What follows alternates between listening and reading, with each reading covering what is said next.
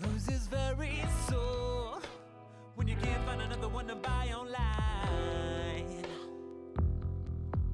And if you're listening, make money you got and it will surely plague you like the devil. If we reap what we sow, are we nothing more than what we owe? Just $1 and a dream, wake up.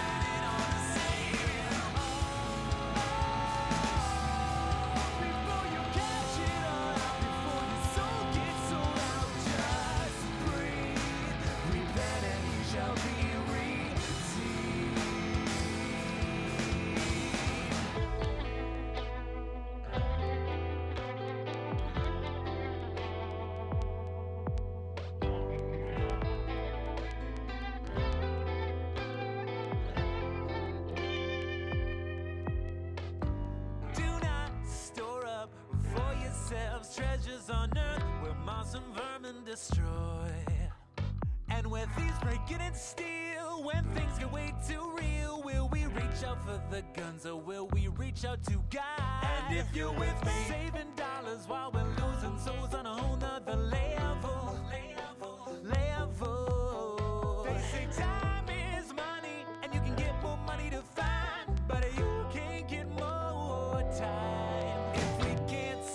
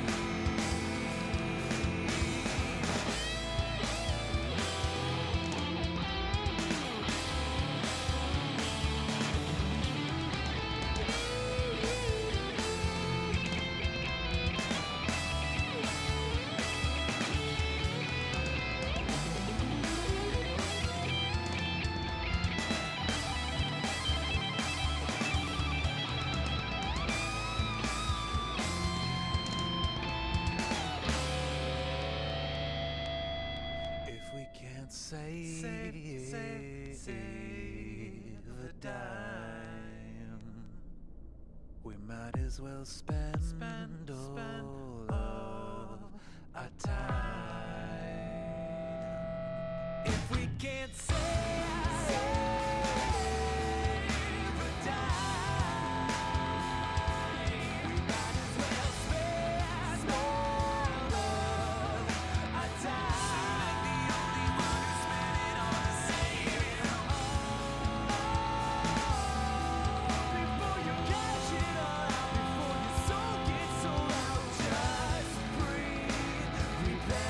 Shall be redeemed.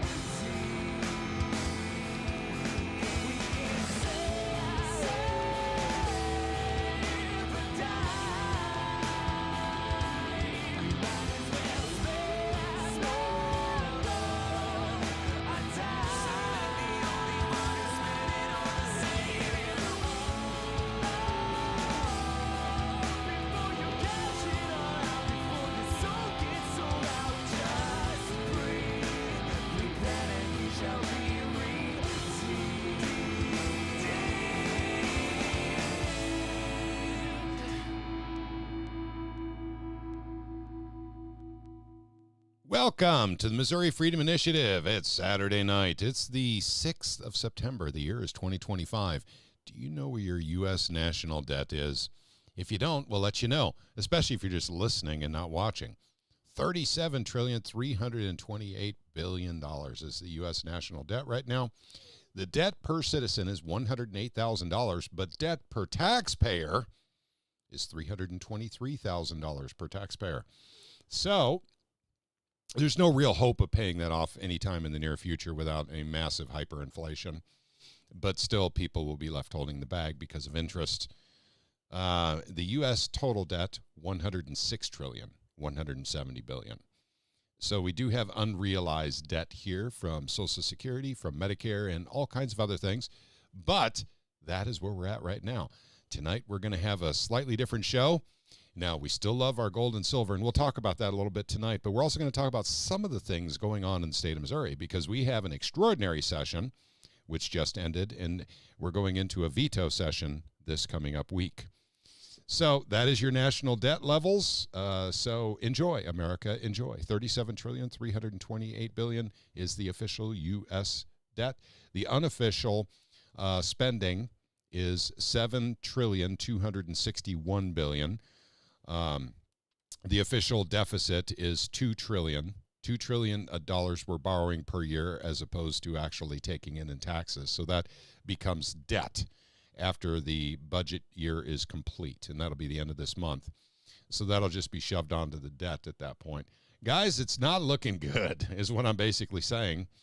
And then I want to give a shout out to Tom, Ancient Tom, the webmaster for the Missouri Freedom Initiative. He has just put up the flyers for our 2 gold and silver seminars that we're having here in just 2 weeks. The first one's in Owensville, Missouri. Second one is Eureka. Go right to our website, mofree.org, and then we'll talk about this towards the end of the show. We'll get really into these seminars and what we're attempting to do. So in the meantime, we got a wonderful panel with us tonight. We have our very own Voodoo Queen, also known as Cindy Stratton. Tom, Webmaster Tom, is with us tonight. Doug and Maya is with us. We have, of course, Caleb Walker with us tonight, and Shane Gordon is checking in as well. So thank you all for joining.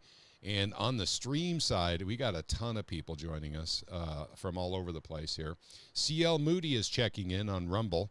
Hi from St. Louis. I'm just here for a bit as I have another meeting, but we'll catch the rest on the replay. Well, nice to have you with us, CL Moody. And in the live stream, we have Drew joining us, along with many others who haven't chimed in yet. Hunter, the Parmesan cheese expert's chiming in as well. On Twitter, we have no one chiming in yet, but we do have viewers on Twitter as well.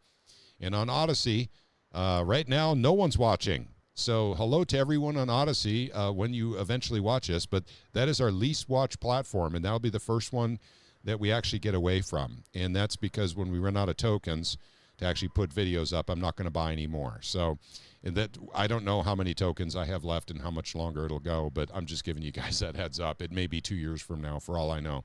Could be 2 months from now. But tonight, rather than, going on a long diatribe or, doing a monologue, I think it's important for us to start talking about some of the things that are going on in the state of Missouri right now. And property tax is a very big part of this conversation. So is personal property tax, but also IP reform. Also, they're looking at redistricting the entire state of Missouri to eliminate a Democratic congressional seat going to Washington, D.C. Currently, they have 2 seats, and we have 8 seats in the state of Missouri. 6 are Republicans. Well, most of them are Republican anyway. I'm not, Ann Wagner. It's really hard for me to think of Ann Wagner as a Republican. In fact, if you guys look at her voting history, she votes with the Democrat or against the Constitution or with the Democrats, any way you want to put it, about 45% of the time. So I guess she would be considered a moderate Republican. I would like to have a much stronger Republican in that seat at some point in time. But once again, we don't pay much attention to federal politics here, so maybe we shouldn't talk about that as much. But in the interim, in the meantime, They're looking at gerrymandering down to one Democratic seat coming from the state of Missouri, and that has pros and that has cons. And this is the stuff that a lot of people are not talking about. And I think we should probably talk about what happens when you start gerrymandering at that level, when you in the Kansas City area, where you do have about 45% Democrat, 55% Republican, when you consider the suburbs of what we call Jackson County, which is where Kansas City is. And so at any rate, we'll talk about that a little bit tonight. But also, too, I think we should really kind of focus on property tax tonight and personal property tax tonight, because these are things they're thinking about in Jefferson City right now. This will probably help drive the agenda for legislative 2026. And Ben Keithley is a guy who's kind of leading in this regard. He is in the Missouri House. And others. Darren Chappell is also leading in this regard. He's going around the state on a listening tour right now. I wish we had Isaac with us tonight, because he was keeping tabs on that and what was going on with that committee. That was doing 5 or 6 different meetings all over the state. I wish I could talk to him because actually I've already done that. And so I could have saved him some time. But it's good that they're going out and listening to the people. That's always a good thing. But what they're doing, I think, is trying to figure out where the cuts should be made based on what the people want. I do believe that's what the committee is doing. The worst possible scenario is they're listening to the people to figure out how to spin what maybe the GOP wants and try and help people understand that they wanted the wrong thing. And that's what's happened with getting rid of income tax in the state of Missouri. That is another story. And we'll talk a little bit about that tonight. So without further ado, you guys can start chiming in here. Let's start talking about the insidious nature of property tax, the fact it's a tenet of communism. And by the way, this is where a lot of our political friends may say that you're wearing a tinfoil hat. But the fact of the matter is, you don't own your property in the United States of America. It's usually your local county government, city government, or state government that actually owns your property. It's whoever collects the property tax from you. They actually hold the bond on your property. So before we get into the Homestead Act, and that's another possibility of what we could do in Missouri, is reinstitute the Homestead Act, I'd like to get everyone's thoughts on this, on property taxes. So anyone who wants to chime in, go ahead. Oh, the insanity of property tax isn't exactly what it is. And the fact is, and like you were saying, it is by definition is communist. You do not own the land that your house sits on.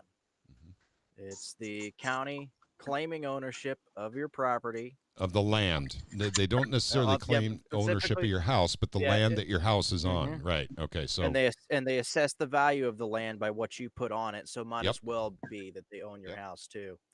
You're not just going to pick it up, spend $100,000 to $200,000 to have it lifted and moved to another piece of land.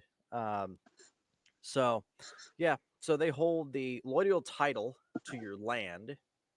For, they can refer to it as a bond, but you're absolutely correct. Yeah, and of course they hold the actual title to the land itself, and they use it as collateral for loans. And of course, those bonds just are the bond on that claiming ownership of the property is what gives that's what we're looking for an asset for a loan. You just brought up usually they're predatory. Yeah, you brought up a really good point. I think we should focus on this. This is actually a very, very good point Caleb just brought up. That the bond for your property is the collateral for any school bonds that get passed, library bonds that get passed, levies and bonds. Your property is actually the collateral. So this is why they say they can take it away from you if you don't pay the taxes, is because your property is now the collateral for your local school district.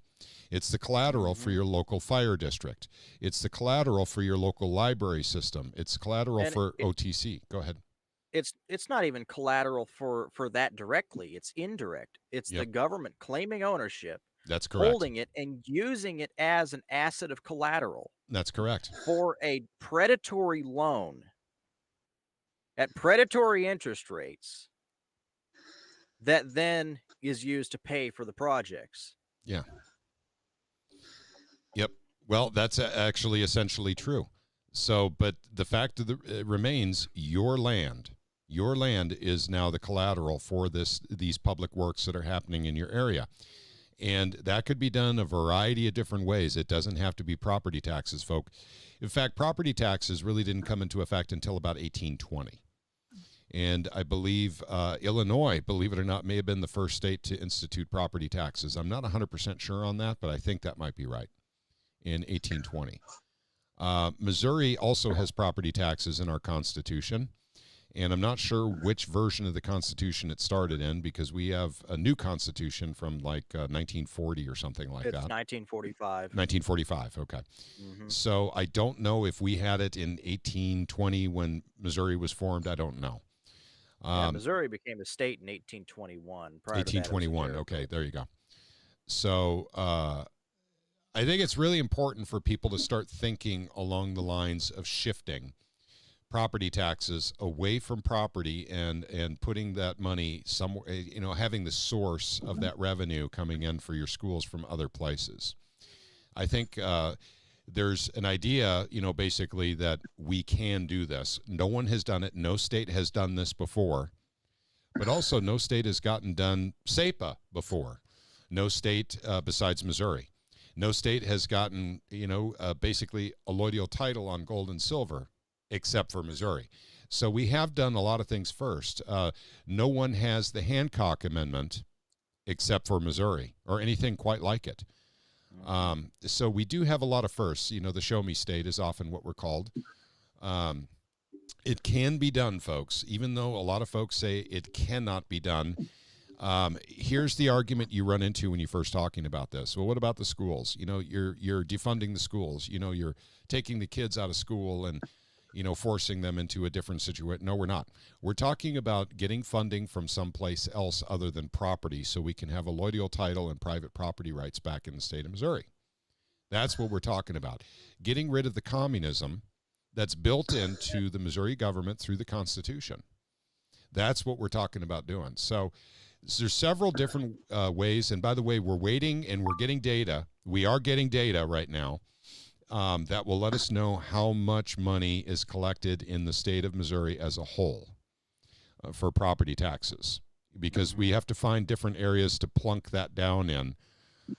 The ideas have come from everything from putting a little bit on sales tax, putting a little bit on income tax, put a little bit on alcohol and tobacco.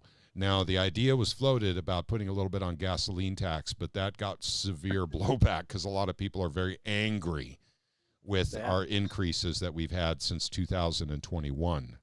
Thank you, Dave Schatz, by the way. A Republican led the charge to really drive up Missouri gasoline taxes. We are no longer the lowest price gasoline in the United States of America, and our roads still suck. They still suck. So it just didn't work. Like Doug's got his hand up over there. Oh, Doug. I'm sorry, Doug. Go ahead, buddy. Massachusetts in 1630 was the first place they started property taxes. Well, 1630, the United States didn't even have a constitution. I know, it was the British colonies. Okay, yeah, British colonies. British colonies were very big into it. They still are. It's been a while. Yeah, it has. It has been a little while. And that's the influence of the crown. Feudalism.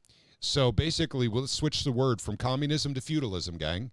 That's exactly what was happening in the United States before we were a country, feudalism. And so the land that the people lived on in the New World was still owned by the crown, and the crown wanted taxes for that land. So, and so at any rate, same exact concept again. Does it mean that Caleb hates kids? That he hates schools, that he hates teachers? Absolutely not. Basically, and by the way, that's a joke, of course, because that's go ahead. I'm gonna be really, really blunt here. What the reality is that, and I've talked to a lot of people. Now it's kind of a small group. It's just people that, Missourians I've generally just spoken to on, Twitter. In real life kind of people. Yeah, just the occasional, Okay. person over the phone, or and few people on Twitter, just talk to them in general. But it's you would think that with how low our state income tax is relative to a lot of states That's that right. have income tax, you could probably, what are we at, 4.2 Something something? four is a safe number to say. 4%. Yeah, I think it's like 4.2 something. You realize that if we just flipped it to 5 and then put something on, like, I don't know, a few cents on alcohol, a couple cents on alcohol tax, or anything like that, it would take up most of that slack. Yep. Take up a lot of I'm it. And so, but at the same time, it's taking it from a larger demographic, which is basically property, to a smaller demographic, which is income. And so there's probably only about 35, maybe 40% of Missourians that actually pay income tax, that actually have jobs. So there's a lot of retired people. There's a lot of young people that don't have jobs yet. There's a lot of illegals here that don't pay taxes. So, yeah, I had to throw that in at the end. Yeah, illegal aliens. Yep. So at any rate, putting it a little bit on sales tax, a little bit on income tax, a little bit on alcohol, a little bit on tobacco. We can't do it on imports. We already looked into that. But just sprinkle it around a little bit and, alleviate some of the suffering that's going on, and making sure that people can own their property once again. And that would be a good thing for Missouri. And I think there's a lot of people that think, and by the way, I'm not here to attack Americans for Prosperity. That's not what I'm here to do. But there are organizations, in fact, that's the only one I can think of, besides Chamber of Commerce, that also has a lobby group. So there are two lobby groups, Americans for Prosperity and Chamber of Commerce, that are pushing to get rid of income taxes in the state of Missouri. But this is not what the populace wants. Now, Darren Chappell is finding this out in real time right now as he's touring the state of Missouri. So thank God that committee is actually doing this. But they're actually finding out by talking to real Missourians what their concerns are with taxation. Now, I did see Darrell last weekend, and that was at Mike Moon's son's funeral. So that's where I saw him. But it wasn't an appropriate place to have a political conversation. So basically, I told him that I need to talk to him, and I'll give him a call in the near future. Ben Keithley, if you're watching, I called and left a message with your office. I have not heard back from you. We were kind of hoping to have you on the live stream with us tonight because of HJR 5. Ben Keithley has a bill right now that is in committee, and that's because of the extraordinary session. And his bill would eliminate personal property tax and cap property tax. So that's a good start. That's certainly a good start. But go ahead. Here's my problem with that. Once you do something feel good like capping property taxes, you have less drive to do more. Because sadly, the common person that works a 9 to 5 every day, that, it's gotten to the point where they're just really irritated about the property tax situation, but they get some relief. It's enough that they're, I guess I should say, they're tolerant of it again. Yeah. And they're not as, most of them aren't going to be as willing to step up, and which actually kicks the can down the road.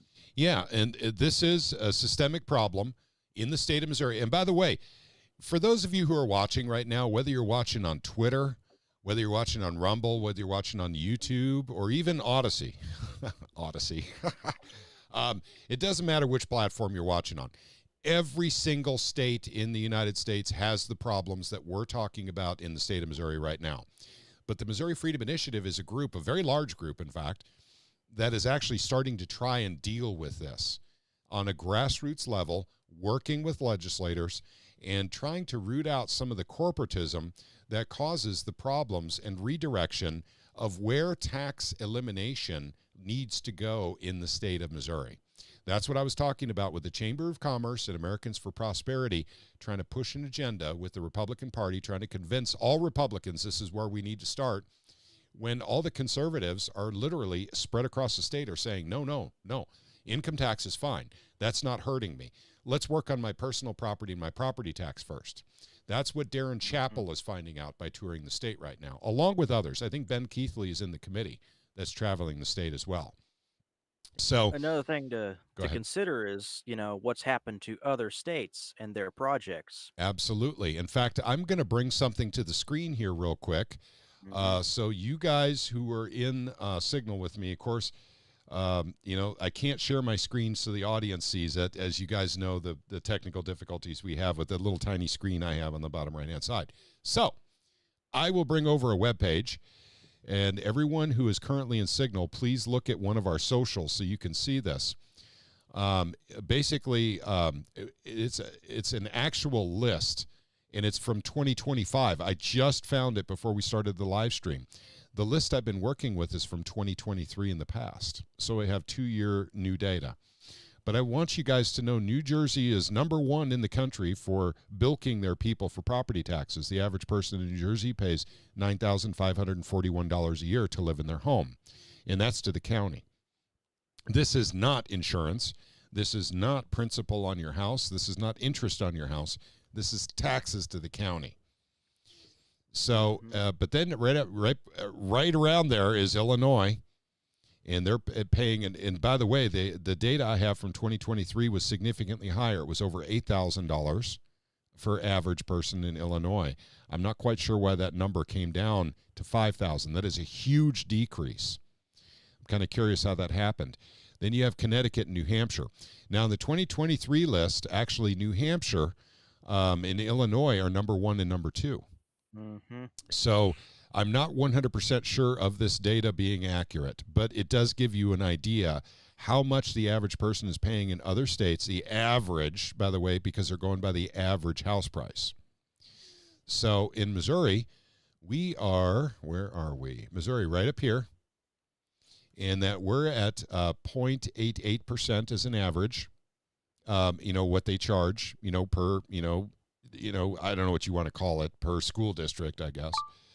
And they're saying the average price of a home is $215,600 in the state of Missouri, and the average property tax bill is $1,887. Boy, I would love to have that $1,887 bill because mine is getting pretty close to twice of that.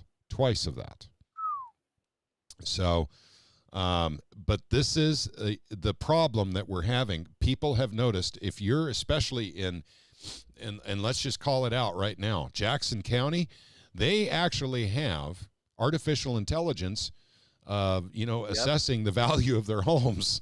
It's terrible. It's the worst. In fact, let's put it this way. They didn't know what to do with the assessor, and of course the assessor didn't know. I guess the assessor really didn't know what they're doing, so they hired a company out of Overland Park, Kansas, to do it. Yep. Overland Park, the city that's ruined themselves on property taxes and HOAs, thinks it's, just has the perfect method of reassessing all of the properties in Jackson County, right? To the point where, like that veteran that we saw at the Central Committee was paying $11,000 a year just on his property. Yep. And that was 2 years ago. Yep. And my grandparents pay almost $9,000 a year. Yep. See, this is the thing. I don't think this one's accurate, but this is the only one I have found. This one is propertyshark.com, and the 2023 data is very, very different than this.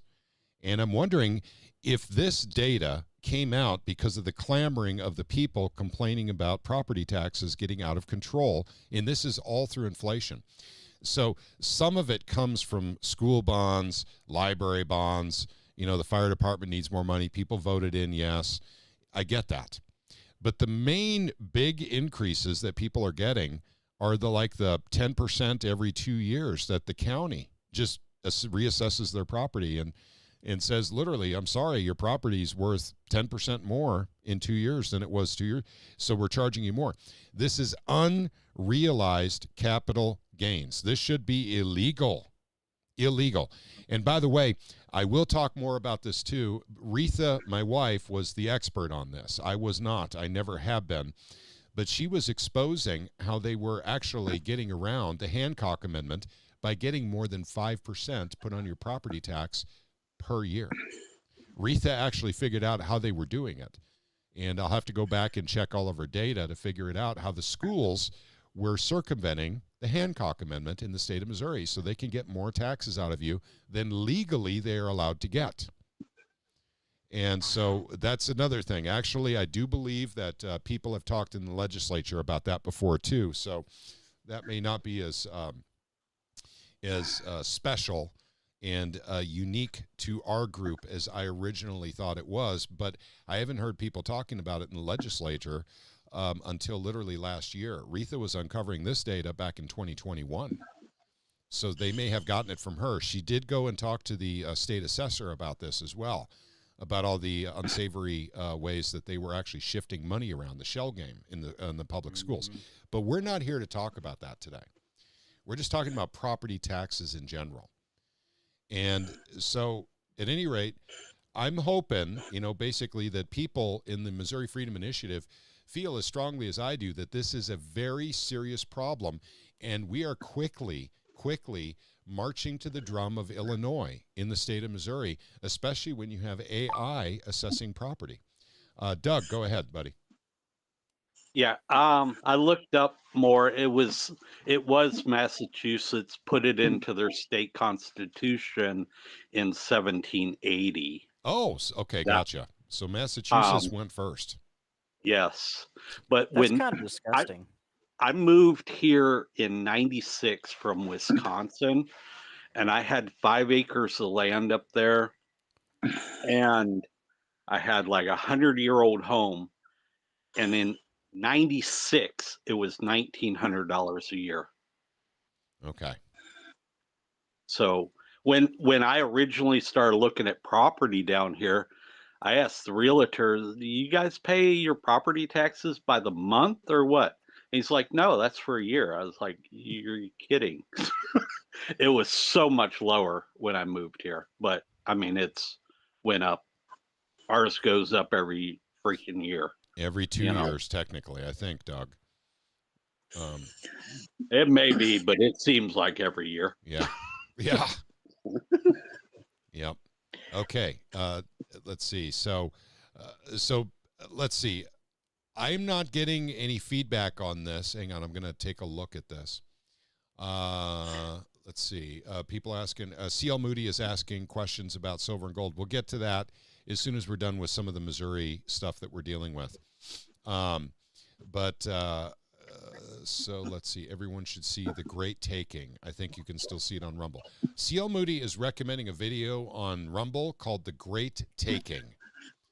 And so I have not heard of it. I've not seen it. Cindy, go ahead. Yeah. When the bubble crashes on property, our taxes won't go down. That's correct. They'll find a way to keep it up there. In fact, I can tell you exactly what they say at Christian County. That's the county I live in, right here in Missouri. And they'll say, well, we're only charging you 1% of the actual value of the property. We could move that up to 2% and double it. They'll say stuff like that. That's what they say. They say, well, we're only charging you like 1.02% on your property in Christian County. Remember now I was reading, 0.88 or 0.88% in Missouri. That would be an average. Christian County, where I live, it is higher than that. In fact, I think it's actually closer to 1.2%, actually, in Christian County. So that's what they'll say. In whatever county you go to, we could be charging you 100% of the value of your property. We're nice people. We're only charging you 1.25% of the value of your home and the land every year. And that's supposed to make you feel good. And so you walk away from it going, yeah, I suppose it could be worse. I suppose the county could be screwing me worse. I suppose the county could lift it so high that I couldn't afford to pay it, and then the sheriff will come and take my home at gunpoint. So I guess the county's being real nice to me. The fact of the matter is, the whole concept of property tax is communist. And those who make excuses for communism are either horribly uninformed of what communism is, or they don't understand that it has to be moved off of property. That means jobs have to go away. County assessor would go away. A collector largely would go away. So, you're talking about eliminating 2 county jobs, really. The schools will still get their money. The fire departments will still get their money. People are not trying to get rid of schools and fire departments and libraries. They're just saying, let's not tax our property anymore. Let's not do it this way. There are other ways to do it. Here's another way, gang. For those of you who are not familiar with the Homestead Act, and by the way, if you're watching from another state, congratulations for finding us. Please take notes. Or join our channels wherever we are. Take these ideas to your state as well, by the way. This is not specific to Missouri. The Homestead Act allowed you to buy the bond from the county so you could convert your land from real estate to private property. And in the state of Missouri, I did some reading on this. I think this ended in Missouri in 1978. You could go to the county, write a check out for 6 years of property tax. At one time, your house had to be paid off. There could be no bank loan on your house, by the way. And you go into the county, write that check for 6 years of property tax, and they hand you the bond. And your property automatically becomes private property and no longer taxable. It became a allodial title. So that's the way it used to be in the Homestead Act, and it didn't matter what state you lived in. Every state had a different way of doing it in a certain, probably, different amounts that you had to pay the county to get your property title so that they literally could not tax it anymore. That is another idea that we could be doing. Basically a mixture of all of these things is what we're looking at. No idea is stupid at this point. Let's look at everything that's been done in the past and everything that we can do in the future. So as we start putting together ideas for how a joint resolution will have to be written to actually get rid of this. And by the way, I do mean get rid of property tax. I do not mean get rid of schools, fire departments, libraries, or anything else that's funded through property tax.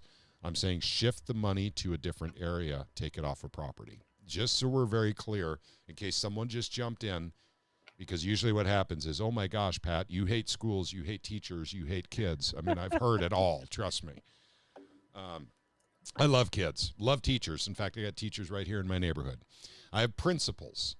I have, the school administration from Clever in my tiny little 7-house neighborhood. Basically, because it's out in the middle of nowhere in a cul-de-sac. I'm at the end of the cul-de-sac where I live.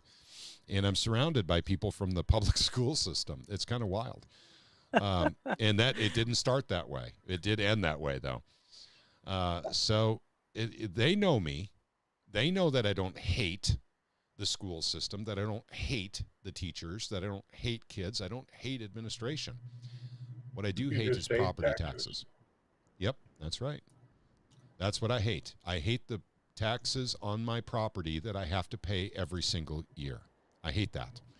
And it's immoral. It's unethical. And I hate to say it. We're going to say it again. It's communist. It's actually a tenet of communism. It is the first most important tenet of communism. Never let the people own their land. Ever. Let the government own the land. That is the first tenet of communism. It's the first and most important part of it. So, yeah, we have tenets of communism within our government. We have socialism all over the place, too. The public schools is socialism. Social Security is socialism. Medicare is socialism. But we also have communism, tenets of communism, too. So, all right, I'm going to take a drink of water. Sorry, if anyone else has anything they want to add at this point, please do so. You want to talk about, personal property tax, cars, trailers, boats, RVs, that sort of thing. Taxes on those also is immoral and unethical. Yeah, personal property tax is a whole different animal, though. It's it's separated in two categories in the state of Missouri. You've got real property and personal property, and your personal property, I mean, the most they can do is keep you from registering your vehicle to drive it on the road. Yep. I mean, you don't pay it, you can't take it on the road. Yep. They're not exactly. I've never heard of a time where they've bothered to come and just take your vehicle. Yeah. But your house is a whole other. Yep. That's that's your domicile. That's your castle. And especially when it's paid off and there's no bank loan. Go ahead, Cindy. I'm sorry. I was going to say that they can still require you to get your tags and everything else and not lose their money. It's just that they can't tax you for it. Yep, that's right. So they can't. Go ahead. Yeah, I was gonna say, well, yeah, that too. Um, it's just it's insane. Yep. Um, Scribbling out that check. I mean, when your house is paid off, like mine is, when you scribble out that check at the end of every year, you go to the county and scribble out a check. It is really painful. When it's part of your house payments, you don't think about it. When it's actually part of your escrow. When you own your house and you have to scribble out a check to the county, that you don't use those services. I don't use the public schools. My daughter went to private, by the way. So I don't use the library ever. I donate books to the library, but I never use the library, ever. I don't use the fire department. I mean, it should be there, by the way. I'm just saying I don't use these services, yet I have to pay for them. And so public school, that's one where they really shouldn't be doing that. I understand the library to a certain extent, but I really wish they would just go back to books and stop offering free video rentals, free internet service providing, free printing of whatever you need from the internet. They offer an awful lot of stuff that I think they should not offer in the libraries. They're trying to stay relevant because no one's reading books anymore. So they're adding new stuff. I'm sorry, go ahead, Tom. I'd say that's just the point. Libraries are irrelevant today. Yes, they are. Well, they've replaced Blockbuster, so maybe they're more relevant than we think because they are the video rental of your neighborhood now. Back around the turn of the century, I needed a book that I went to the local library. It was a book for computers. And I went to the library and all they had was 30-year-old texts. And so I told them that I'd like to get this book, and it took them 6 months to order it for me. By then I just went out and bought it. Yep. They have nothing current. There's nothing in the library that except for maybe old novels that someone might want to read for. Anyway, Yep. I've never been in a library since. Yep. And I donate all my technical books to the library as soon as I no longer need them. So I buy books and I donate to the library. That is the extent of my relationship with the library. I literally donate books to the library. So the library is a better place because of me, but I'm also paying a lot of money to the library. And if you drive by the Clever Library, there's always one car in the parking lot. Guess who it is? It's the librarian. The librarian. That's correct. That's right.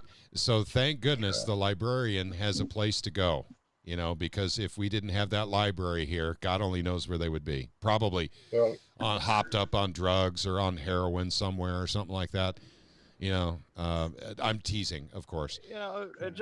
Just another side note. I mean, if you wanted to have public libraries, there's 1,000,001 other ways you could fund them that don't involve extorting people out of money. Sure. You could almost start one out of, on a private angle, and you could, honestly, if you did the video rental thing and all that, you could put ads on on things. It would cover it. Yep. Or at least a lot of it. Once again, another idea that basically takes away the idea that it must come from property. Now, I understand that people will pay their property tax because they don't want their house taken away. But believe me, the communists in government depend on that. They thoroughly depend on the fact that you will pay your property taxes no matter what. And that's why they're putting more and more into your taxes, into your property taxes. So this is the threat that we face, not just as Missourians, but as Americans, is property tax, personal property tax, because people pay those to make sure their cars and their homes are not taken from them. So it's the same thing with income tax. People pay income tax to avoid going to jail. It's extortion, but at the same time, I understand income tax a little bit better than I do property tax.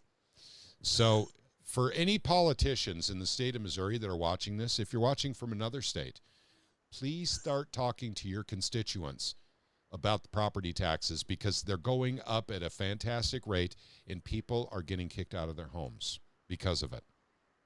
This is not fair. It's not right. Your constituents should have a voice in this regard. And if you're in the state of Missouri, if I have another politician in the state of Missouri tell me, no, we need to get rid of income tax first, I will share the story of what happened to New Hampshire, the Free State Project, and how it failed. It's at an impasse. It's between the Free State Project and the Granite State Project. It is the free state people are libertarians, anarchists, conservatives. The Granite State Project are the socialists from Massachusetts and New York who moved into New Hampshire after they got rid of income tax and sales tax. And now they have the second or third highest property taxes in the entire nation to fund their own government. Now, how a libertarian party made that decision to get rid of income tax and sales tax before they even considered property tax is just strange to me.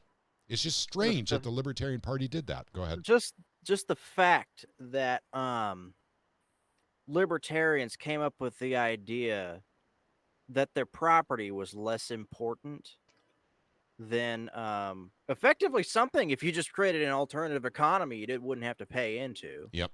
You know?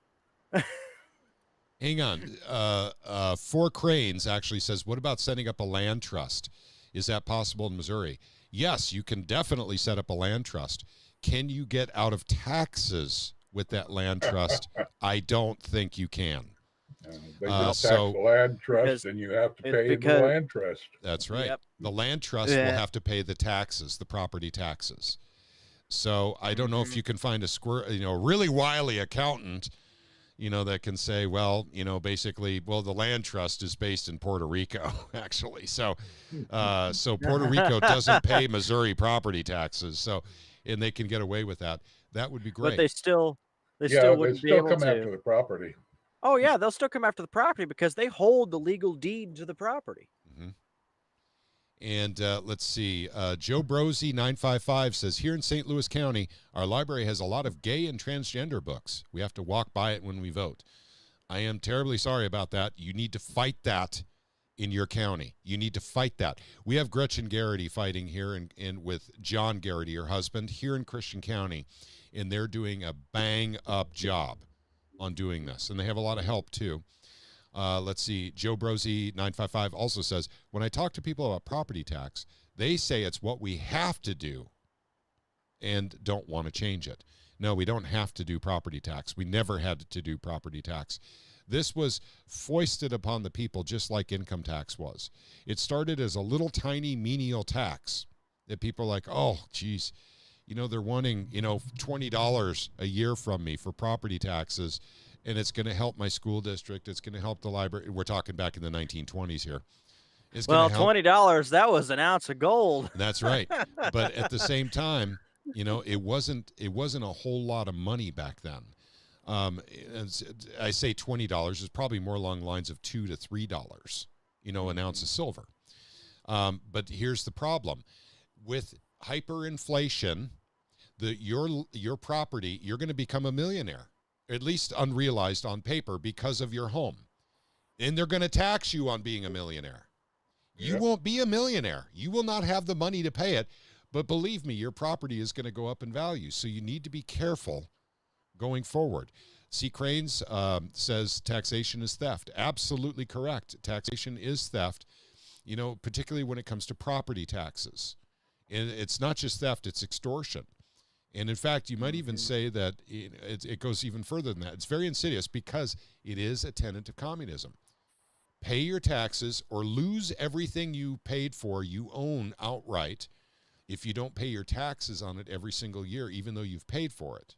You paid the bank off, you paid the primary loan, you paid all the interest on the loan, but now, that's all paid off, you still have to keep paying taxes on it.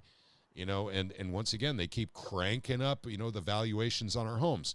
In the case of Jackson County, they use AI software to do it now. So now AI is determining in Jackson County how much people pay in property taxes. They've taken the human, condition out of it, the human element out of it. And of course, AI doesn't make mistakes. AI is the future. So I dare anyone to talk about their spiritual faith with AI, because they will have you believing that God and Jesus Christ absolutely do not exist. So that's what AI does. AI is much more insidious than people think. Keep your kids away from AI, by the way. Don't have them talk to AI, in my opinion.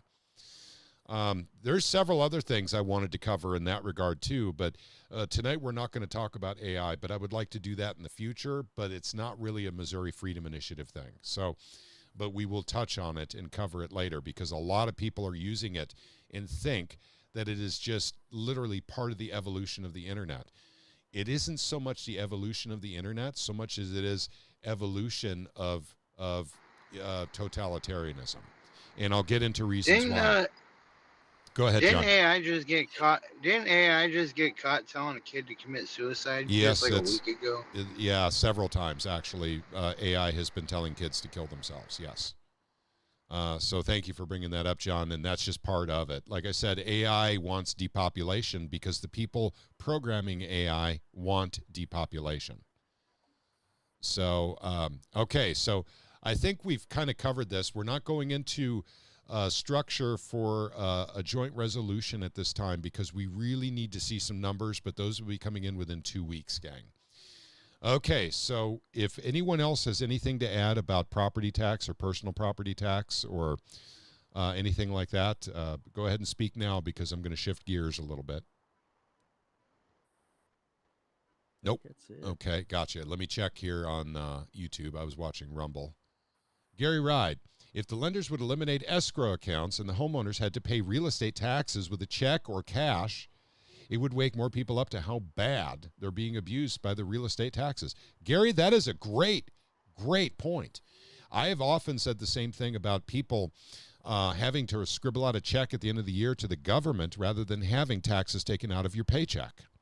If they had to write a check at the end of the year, they would fight to get rid of taxes. So let's see. Julie A says, I want to get rid of property tax completely. That's what we want too, Julie. It has to happen. And GETTR Authority said, just got here, can only stay a few minutes. What did I miss? We'll cover that later, GETTR Authority. Okay, because we're not going to do a really long live stream tonight.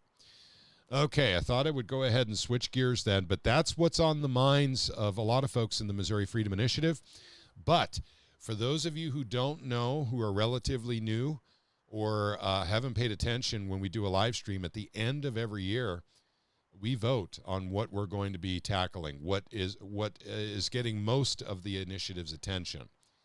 So, and actually, this is kind of an important thing because we are a democracy within our group. I don't tell people what we're doing. We talk about a lot of things, but we vote as a group on what we're going to support, because if we don't have a vote, then really people don't have skin in the game. So I don't tell people what we're going to do.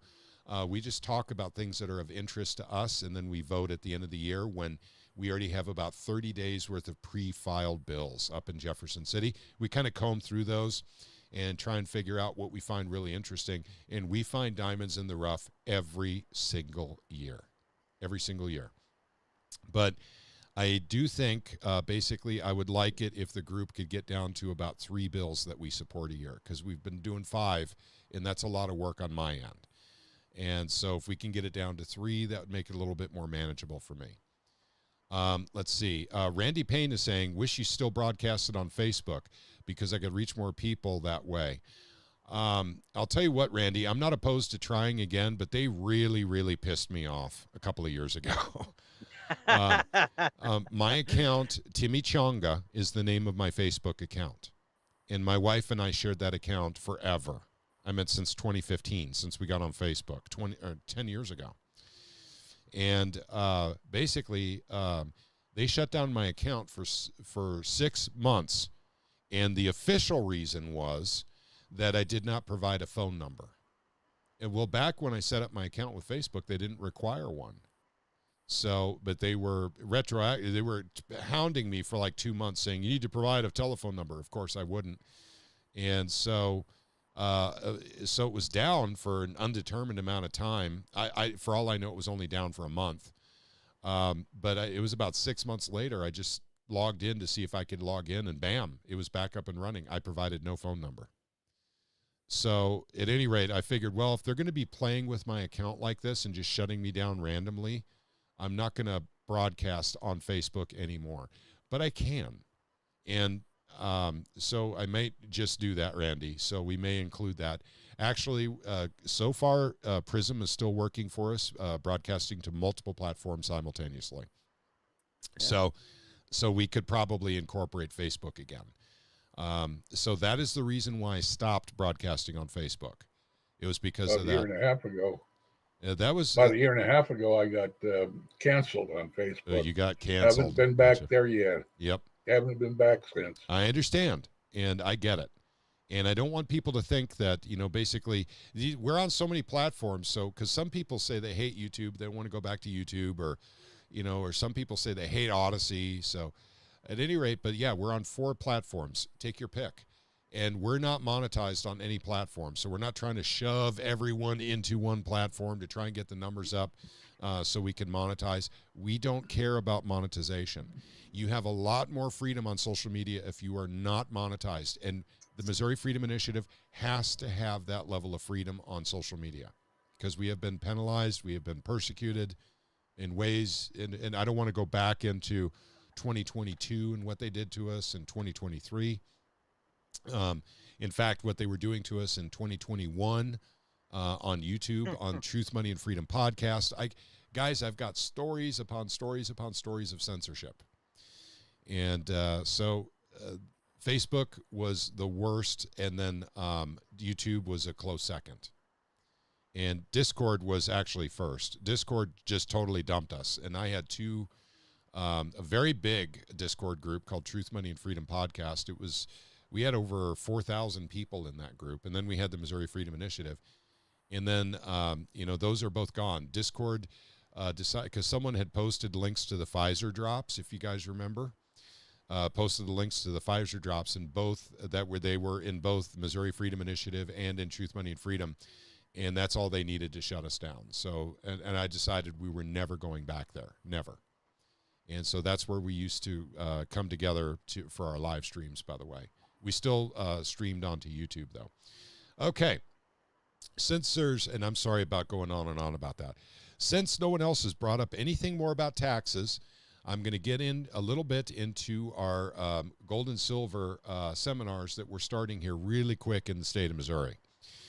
People are asking a lot of questions about them. I'm getting emails about this. I'm getting texts, in a few cases, phone calls. And a lot of folks are wanting them in their area, and they're also asking kind of what they're about, and also if there is a way, if they can't go to the seminar, if they can still see it. So let me answer as many of those questions as possible, but we're still in the planning stages, even though the first one is less than 2 weeks away, because we have never done this before. The Missouri Freedom Initiative has never done anything like this before. Citizens for Sound Money has never done anything like this before. So we have to figure out how we want to work them so they are as productive as possible, and they're only 2 hours long, while at the same time we're informing people about the products and services of 5 companies in 2 hours. Hoping they retain some of it, but they'll have handouts to take home with them to help remind them of everything they learned. So here's the good news. The first good news is I am not the only speaker, because God help us all if I was. I would put everyone to sleep. Basically, it's like, if I'm the only speaker, bring an alarm clock, right? And bring your own personal alarm clock. You see, we already lost Caleb there. So Daniel Diaz will be at the first 2 and will be a primary speaker. But also, too, it looks like we're getting Dennis Keating from UPMA. He's flying out to speak at these as well. Looks like we're getting someone from Goldbacks and someone from Alpine Gold also coming out to speak on behalf of their companies. So Metal Marks, they're not sending anyone as far as I know. So Daniel and I will cover Metal Marks. So this is, kind of neat. I mean, we have the companies actually coming out. Go ahead.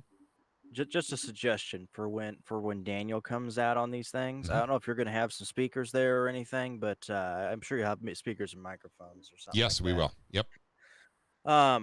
You should do like I don't know, some yeah, like when Daniel comes out, like some cantina, guitar and guitar and trumpet music, when he comes out, No, Uh,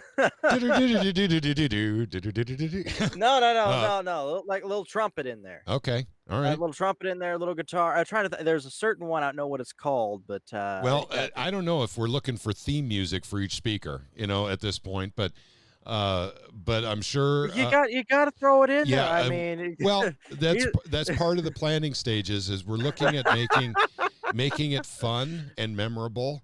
But the critical thing is the information from each company on the products and services they're providing. And by the way, this is another critical aspect of it. And thank you for the suggestion, Caleb. But basically, this is really for businesses. This is not, although an individual can benefit from this knowledge, really it's tailored to small businesses to start accepting gold and silver as a normal course of transactions for their business. That is the purpose of these seminars, because what is the point of myself, Caleb, and Tom wanting to spend goldbacks in the state of Missouri if there's no businesses in our area that take goldbacks, right? Case in point. Yep. So basically that's what we're doing, is we're letting businesses know, number one, about our new law. And so that'll be the very beginning of the seminar, 10 minutes of me, basically telling everyone who's in the room there exactly what the state of Missouri has accomplished amazingly with the Missouri Constitutional Act. And thank you again, Missouri Freedom Initiative. You guys are freaking awesome. All the hard work that went into this, 3 years, and the hard work that went in, it has paid off. But now we have to educate. So, and Citizens for Sound Money is taking this very seriously along with me. Thomas, go ahead, buddy. Yeah, I'm just thinking with Alpine Golds expressing such a big interest in what we're doing now, trying to reach out to small businesses and holding the first two seminars. They're gonna come in. They want to come in and participate. I'm just wondering how much money they would be willing to put into sponsoring. This has already been covered. And Alpine is helping out quite a bit, yes. So that's the internal stuff that we're not talking about publicly. Yeah, the point I was coming to is that we should be doing this in all small regions all over the state. We are. That's the plan. Okay, wonderful. Yep. So basically, there's 2 seminars that are scheduled. And if everything works well with the first 2 seminars and we get a really good program out of it that's repeatable, not only will we have a lot more in the state of Missouri, but actually it will be exported to other states through Citizens for Sound Money for their local chapters. So they can start holding these meetings in other states once we've figured out how to do it. And what works and what doesn't, that sort of thing. Because like I said, no one's ever held a seminar saying, hey, listen, forget about the dollar. There's another transactional method to businesses. I mean, this has just never happened before. And so this is it's almost a spiritual exercise for me as well, because I have to connect with people on that level to let them know how bad things can get if we go through another round of inflation here in the United States. And people are going to want to stop transacting in dollars. They're going to be dumping them. And they're going to want gold instead, because gold just keeps going up in value. And the dollar keeps going down in value. So this is going to happen organically anyway, which leads me to my next point. I'm not done with seminars. This is a very important point, though, and I should have started with this. I think, and we'll talk internally as a group, but I think we're not going to pursue depository language in 2026. There are reasons for this. There are very, very good reasons why it just doesn't make sense for us to put energy and time into it, because I do believe the state of Missouri will do it organically within 5 years anyway. Yes. And now we got done what we said we would do. we got the bill done for the people. The depository that we had written up legislation for was for literally state government use only. It was not for the people. It was for state, basically to hold reserves, to hedge their bets, with the pension fund. Basically, you guys know what I mean by this. It really wasn't for the people. We got the work done for the people. And how much effort do I want to spend going to basically a war of words with Vivek Malik, the Missouri State Treasurer, again and again and again? How many people do I have to have come from out of state to sit and talk to Malik, basically to try and convince him it's the right thing to do? I just don't want to spend the time doing that, especially with 3 years of education that we did up at the Capitol, and the fact that he still doesn't get it. Doug, you got a question. Go ahead, buddy.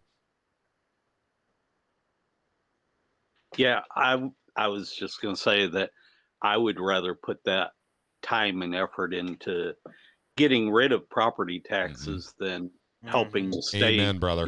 pull their 100% with heads out of their rear end. Yep, I agree with you on that, Doug, too. I think it's because, like I said, we got everything done for the people that we needed for silver and gold. So for us to bend over backwards to do something for the state at this point doesn't make a whole lot of sense if there's something more important we could do. Yes, go ahead, Cindy. Even if all the state will figure it out when they start seeing everybody else trading in gold and silver. That's correct. And that's what I think, too. You're absolutely right. That's why I mentioned organically they're getting there anyway. They will get there. It will happen. And I think inside of 5 years, they're going to want a depository. And also, guys, we were smart enough to put in there that the DOR promulgates the rules. So if they need to change the rules to start taking physical gold and silver, they can do so without new legislation. So, they have total control of how the state accepts silver and gold for the payment of taxes. So we did it right, and we did it right the first time. We don't need to amend anything. So basically, we're ready to, what I'm saying is we're ready to move on to another project now, is what I'm basically saying. Okay, going back to seminars. There will be free silver and gold handed out to everyone who comes into the seminars. That's part of the sponsorship that we were talking about, Tom. So that is going to happen. That's on the flyers. But we really just want small businesses coming to these things for the first two that we have, at least for the first two. So this isn't a thing where I'm asking Missouri Freedom Initiative members to drive up to Owensville or drive up to Eureka, per se, unless you have a business. If you have a business, please do come. If you don't have a business, please consider passing until we get into larger venues, other places in the state where there's more room for more seats. Because the two venues that we're doing first in Owensville and in Eureka are both about 50 seaters. So we can only have 50 people there for these. And so when we go into larger venues, when we're doing 150, 200 seat venues, then we can start bringing in more individuals. But for now, we're really trying to find out and get the temperature of the room for businesses and what they think. If they think this is a good idea, what products and services appeal most to those businesses. This is important data for us to ascertain in the first two seminars. So we'll be keeping in contact with the people that came to the seminars too. And this isn't a high-pressure situation, selling or anything like that. That's not what these seminars are for. It's to brief them on the Missouri law that we just got passed, the Missouri Constitutional Money Act, and on the companies that provide solutions for businesses who want to start transacting in gold and silver. That's the important thing to get across, in the seminars. Okay, so that pretty much covers the seminars. And yes, there will be more seminars in the state of Missouri. We just haven't planned them out yet. And once again, no one's getting paid for this. Daniel doesn't get paid for this. I don't get paid for this. So basically, we're doing it in our quote-unquote free time, so we can actually get these things started, get a working program that can be easily replicated. That's really what's critical right now. So the seminars start September 18th in Owensville, Missouri. That's where John Williams with the Missouri Liberty Report, he lives in that town. So does Sam Britton, owner of Missouri Liberty Radio. He's in that town. Sam Britton is the one who made the contact with us with the restaurant that wants us to come in and hold the seminar in their restaurant. equally, Gary Ridenour. I have so many nice things to say about Gary all the time. Gary was critical and crucial to getting the Missouri Constitutional Money Act across the finish line in 2025. But also, Gary set up for us a venue for doing the seminar in Eureka, Missouri, which is real close to where he lives. So this is very, very much the Missouri Freedom Initiative working together to get the venues, setting up the relationships to get the venues. And then ultimately, even if we have to pay for the venue, it doesn't matter. Basically, it's all based on businesses that are in towns that people in the Missouri Freedom Initiative live in. And that's basically what we're doing. So we need basically the support structure that we have with the Missouri Freedom Initiative to get these venues. Because I don't have a relationship with the venues up in Kansas City, but we have people up there. I don't have relationships with people in West Plains, businesses, in West Plains. So therefore, we need someone to get us a venue there. Jefferson City, I don't have, business friends there. The list goes on. Joplin, Missouri. Springfield, I'll take care of. And south of Springfield, I can take care of. But Joplin, I don't know anyone there. Branson, we need to have one in Branson. And we need to do it, in Branson, basically when the businesses are, in full operational mode. So that means it's going to have to be real soon, because after Thanksgiving, Branson kind of shuts down. It's a very seasonal town. So these are the things we're thinking about. We're having meetings about. Citizens for Sound Money is a full partner on this seminar venture that we're going on. They're a 100% full partner, and I want to let folks know they are taking donations to the educational fund that helps pay for transportation and any other materials that we need. In the case of transportation, Daniel lives in Florida. He has to fly to Missouri, to do this. So basically, we're hoping donations come in that will pay for Daniel's flights, and then basically for Daniel's hotel, for Daniel's food while he's here, that sort of thing. So basically, anyone donating to the educational fund for Citizens for Sound Money, that's exactly where it's going to, is paying for transportation and related cost for Citizens for Sound Money to do these seminars with the Missouri Freedom Initiative. So if you want to participate or help out in any way, that is probably the best way to do it. But I will say one more thing. Citizens for Sound Money is very, very good organization, by the way. I am a pioneer member with the Missouri, not with the Missouri Freedom Initiative. It's with Pat Holland. I couldn't sign up the group. But if anyone else wants to become a pioneer member of Citizens for Sound Money, I highly recommend you do so. You could do it for as little as $25 a year. So basically that helps out the cause. Once again, the Missouri Freedom Initiative does not take donations. We do not take money. But Citizens for Sound Money is a very different structure. And so it costs money to ship Daniel around the states here when he's needed. And so at any rate, they have related costs as well. Daniel is a paid employee of Citizens for Sound Money as well. So, and that's how they make their money. They have revenue streams, but they also take donations. So if you want to become a member, that's another way you can do it. I'm kind of embarrassed to say I don't think we have a lot of Missouri members of Citizens for Sound Money, under 100, I think. And so I'd sure like to see that number grow just a little bit. And this is not a pressure situation. If those of you have the ability to help out, depends on what you want to do. You just want to be a member of Citizens for Sound Money, start a membership. You want to help out the education fund, that's a donation. So it's all on their website. Okay, does anyone have any questions about Silver and Gold seminars will be videotaped, or videoed, however you call it now. We don't have videotape anymore. They will be recorded. You can get tape. You can tape them. That'd be nice. An analog, recording of gold and silver. That actually makes sense. Do it in 480i. Sure, 480i, Betamax camcorder. 8mm. Oh, no, I'm not doing, I'm going to do high 8, because that's the 480i. Okay. I don't think you get the 480i with 8mm. I've got a projector. There we go. So we can all get popcorn and sit around Cindy's living room and watch the the seminars after they're over. I got some old V8. Oh, never mind. Okay. So for those of you who can't make a seminar but want to see what they're like, we will be posting videos. Guaranteed, this is going to happen. In fact, I don't know exactly how. We haven't we haven't talked about that yet. I think they're probably going to be posted under Missouri Freedom Initiative and Citizens for Sound Money socials. So we'll hit it on both sides. The other companies that are coming by may be wanting to post these videos on their socials as well because they've got skin in the game. So, guys, this is going to get a lot of press coverage, I think, eventually. Not right away, but eventually this will get press coverage. So we may actually have newspaper or media people coming by one of these seminars trying to figure out what we're doing.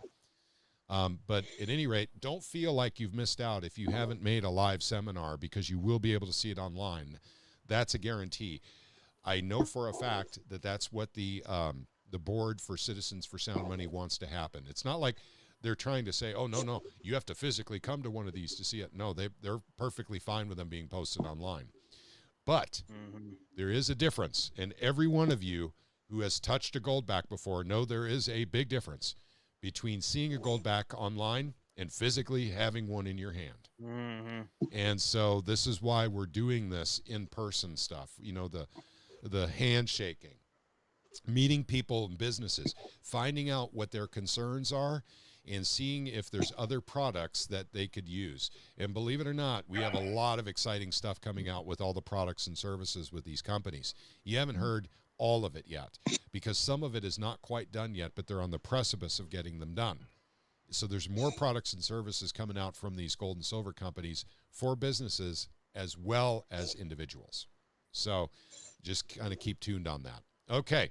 I'm going to check all of our... I'd like to see silverbacks too. Silverbacks are coming. Your wish is it's coming. Your wish shall soon be granted. Yep. Okay. Let's see. All right. Four Cranes says you should contact Wise Wolf Gold and Silver. I think they're based around Branson.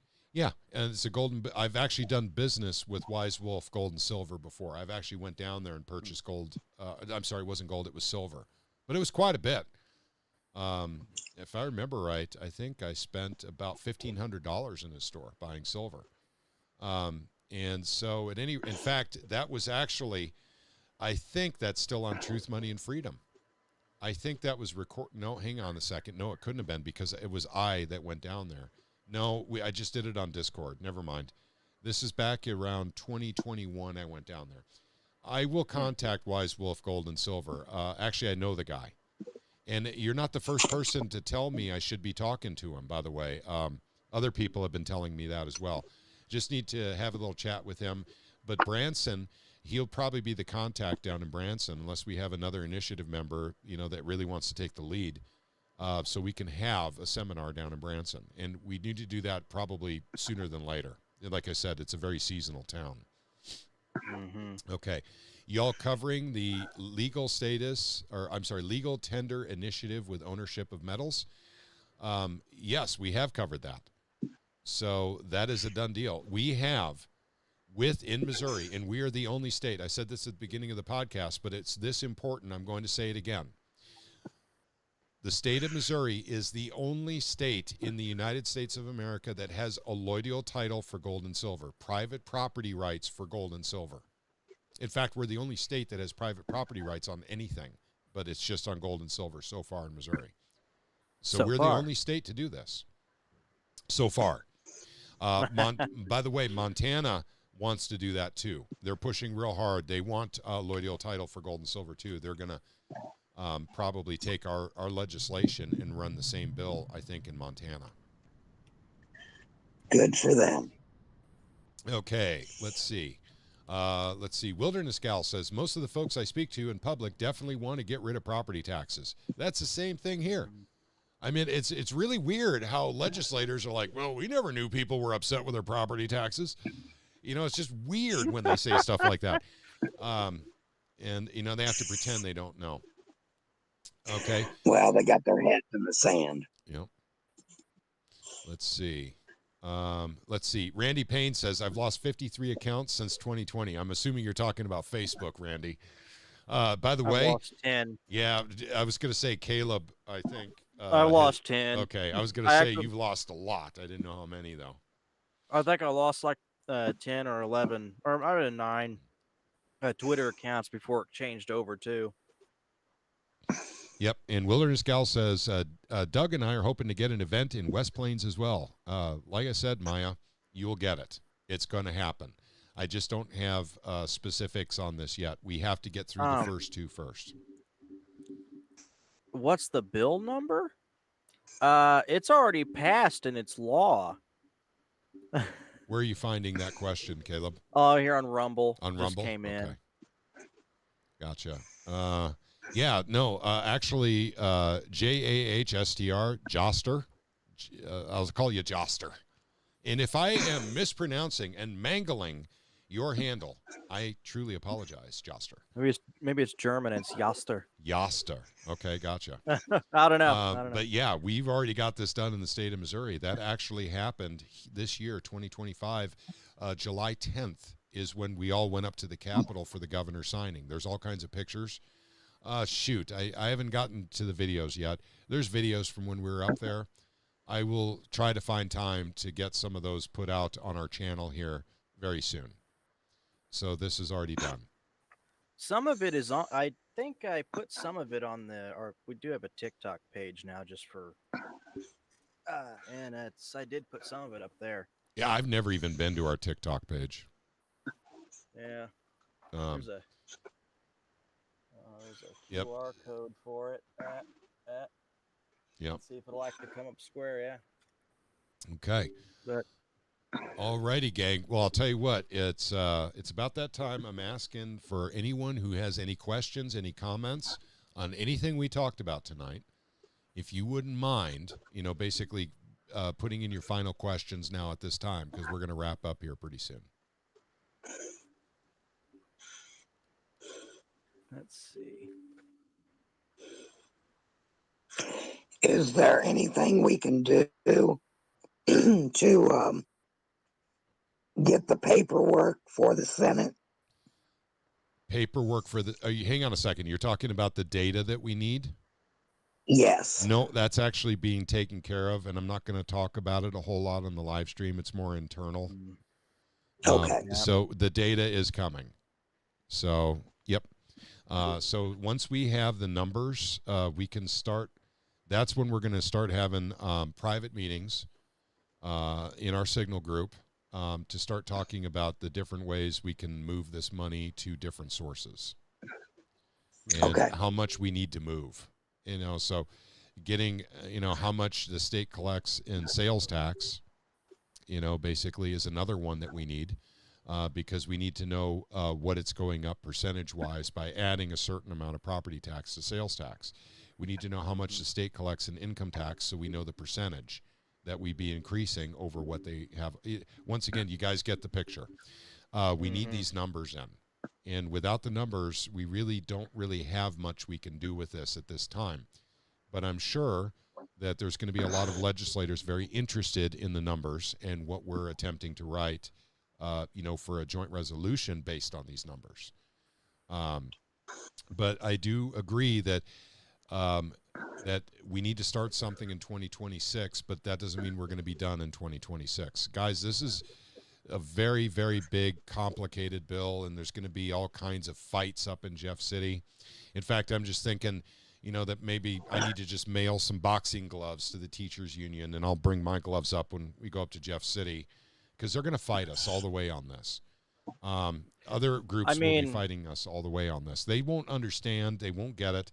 They'll say, you're taking away the best source of, the guaranteed income source we have from property taxes into something that, kind of shifts with the economy and is not guaranteed and will actually, fluctuate. And we can't deal with that as a school district. I know all the arguments.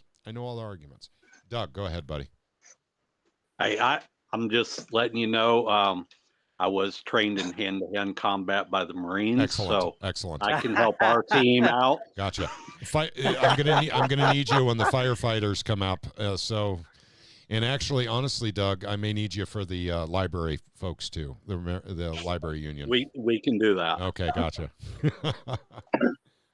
That's a comment joke. We're I not could make threatening there. violence on anyone. So There was a comment I could make there about a group that runs a library, but yeah. Okay. Joster, yes, this is on our website. So just go to mofree.org. I'll type it in. And there's all kinds of neat stuff on our website.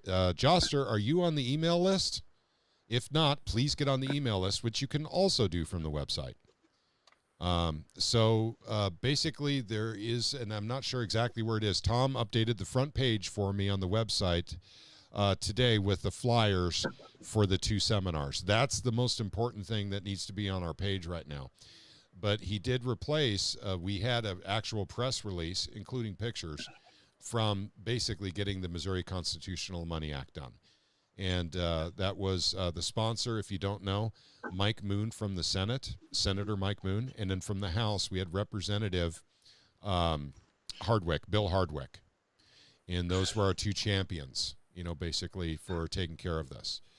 And, of course, the Missouri Freedom Initiative backed them up with Grassroots. But there was lots of Grassroots in the state that helped out. This was a very, very popular bill. At any rate, it wasn't a big stretch, in other words, to get this done. It was very popular even with our legislature. So, and there's all kinds of stories and all kinds of fun stuff that happened, during the 3 years that we were fighting this. We learned a lot in the process. We learned a lot about relationships up in Jeff City. We also learned a lot about how a politician can tell us one thing and then tell a legislator something completely different. So we learned about that. That's where you're pulling knives out of your back as soon as you close the door to, Dean Plocker's office or whatever. So, yeah, there's a lot of stuff we learned. And also, too, we definitely made a name for ourselves. The Missouri Freedom Initiative is very well known up in Jeff City. But we were from SEPA as well. That was Ron Calzone's project, which we came in to help with. And yeah, it's been a really, really great experience. And also, too, the structure that we have for the Missouri Freedom Initiative is very, very unique. No one gets paid. Everyone's on their own time and their own dime. But we vote on what we support. So, basically everyone has say, and then basically we just move forward, based on that data. That voting that we have, and it's the very last live stream of December is typically when we have this. But that's when we bring our bills to the table and we explain the bills and we start doing votes. How many people are interested in this bill versus that bill? There's, and we just count up how many people are interested. And basically the one that gets the most votes is our number one priority. And then so forth, down 1, 2, 3. So that's what we do. And we're very good, about going up to Jeff City with knock and shock and private meetings and everything that we need to do to make sure that everyone's educated up in Jefferson City, educated to the point where they're comfortable with going with whatever bills we're recommending that they go forward with. So this is the Silver and Gold Seminars is just an extension of the same education process. But what's interesting about it is the Democrats, basically when they were contacted by the AP, that's the Associated Press. Of course, the Missouri Silver and Gold Bill is the only bill in the entire country out of all the state silver and gold bills that was literally attacked by, basically the national media. They didn't go after Oklahoma's bill, Arkansas's bill, Florida's bill, Texas's bill, Arizona's bill, Utah's bill. They just came after Missouri's bill. So, and we'll talk more about that later. And in fact, I'm thinking about writing something up about that to put on the webpage, because I know why they went after Missouri, but no other state. I know the reason why, but it's not something I want to discuss tonight.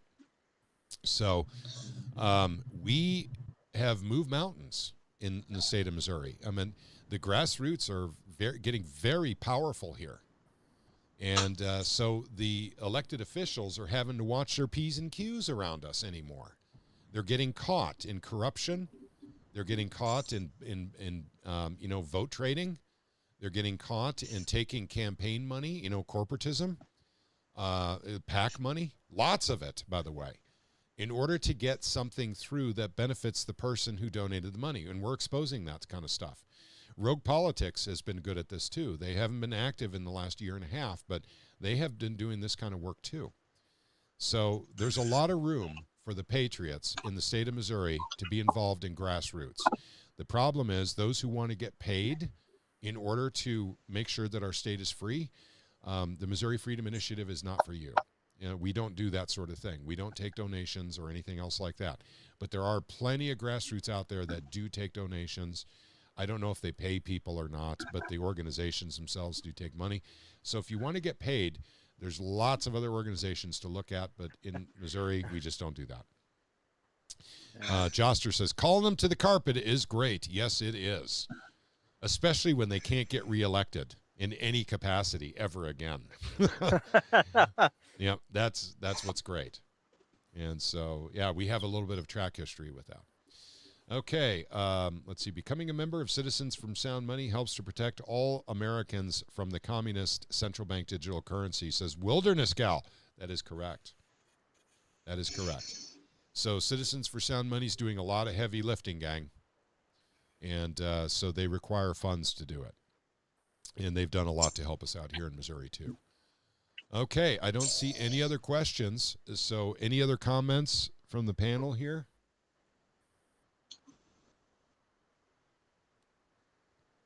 Nothing? Okay. All right. So, but at any rate, stay tuned. We'll be back on next Saturday, and we'll have another special guest to talk to us about some products and services. I'm hoping, and now once again, I'm hoping we have Kinesis with us next Saturday night. I won't know that for sure until sometime Monday. So that's what I'm trying to do. But that's a guy who's in Australia. So basically, that will be interesting because their time zones are slightly different than ours here. So basically, it's like a 12-hour difference, isn't it? Well, I think it's 14 for the guy that I'll be talking to. Oh yeah, he's 14 hours ahead of us. So, and I yelled at him too. I said, "Dude, you should have called us and told us when 9/11 happened, because for him it happened 11 hours or 12 hours before it did here." So that's a joke, by the way, guys. I'm not that stupid. I know I'm stupid, but I'm not that stupid. Let's see. Joster says, thanks for all you do, sir, for this great state of Missouri. Well, thank you, Joster, for participating in this project we call freedom, because freedom is not given to you.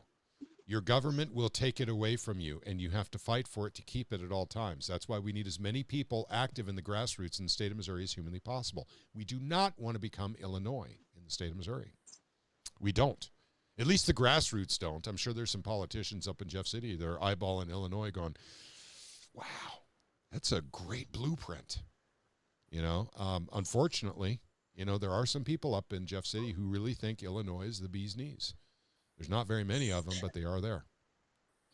Can we help them move? I think we can. I think, in fact, with the property taxes as high as they are in Illinois, a lot of people are selling their homes for below market value because they're having a hard time selling homes because of the high property taxes there, particularly in Cook County, around the Chicago area. So there you go. Yep.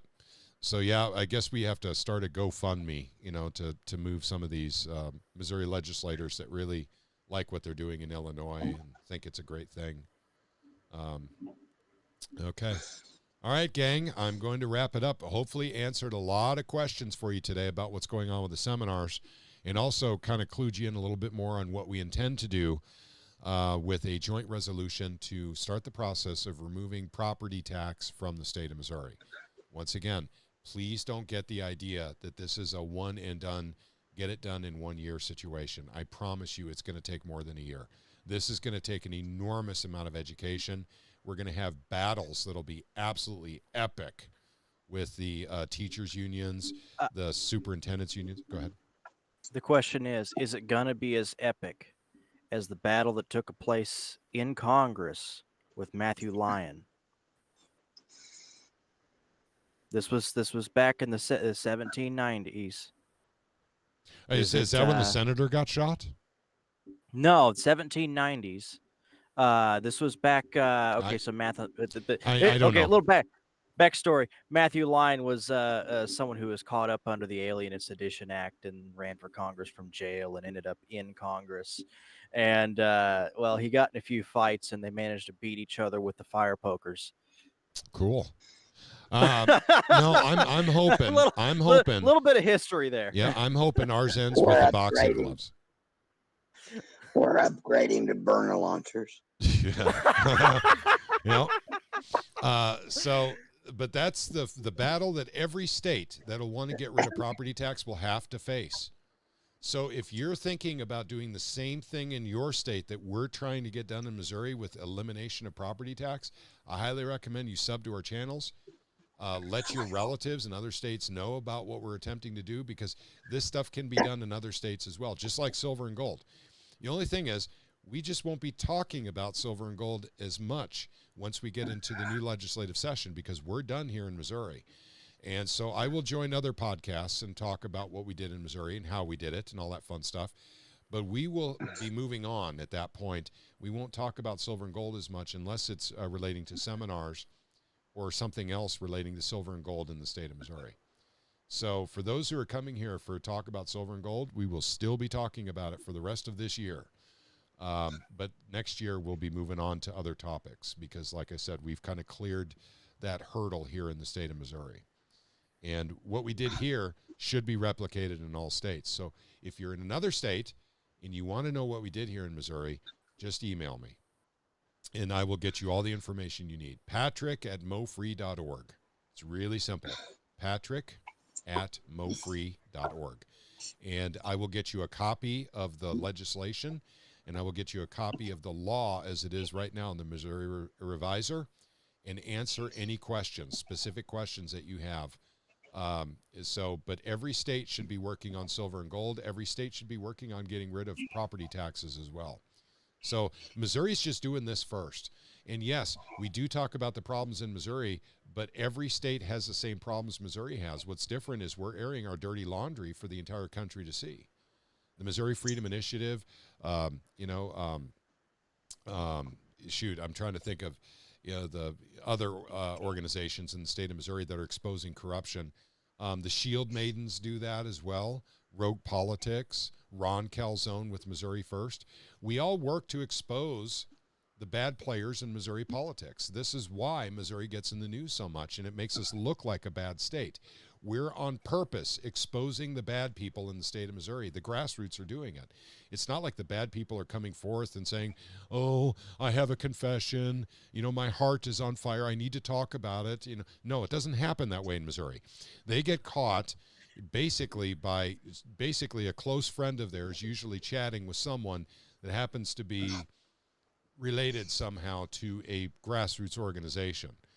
And then basically we get the information that way. And then we have a little bit of digging to do, and then after a little bit we have enough data to go forward and go public with it. This is how it works. Mm-hmm. And so whistleblowers.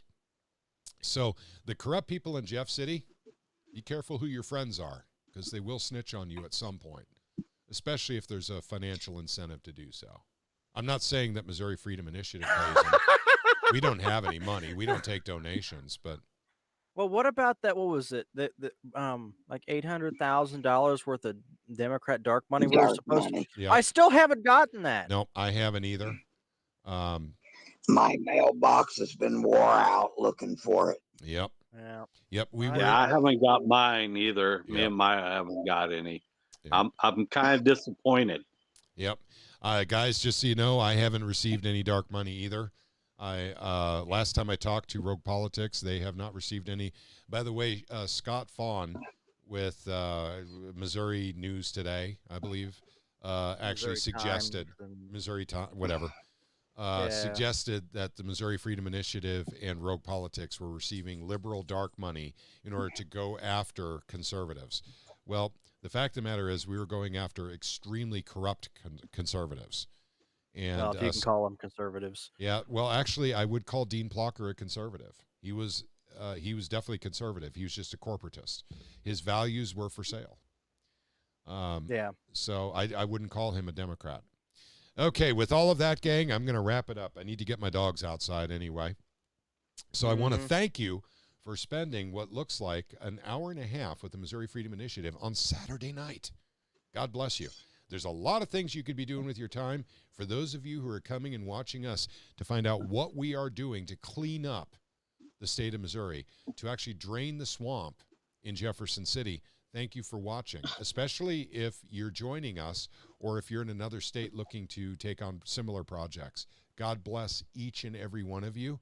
You all have a wonderful evening.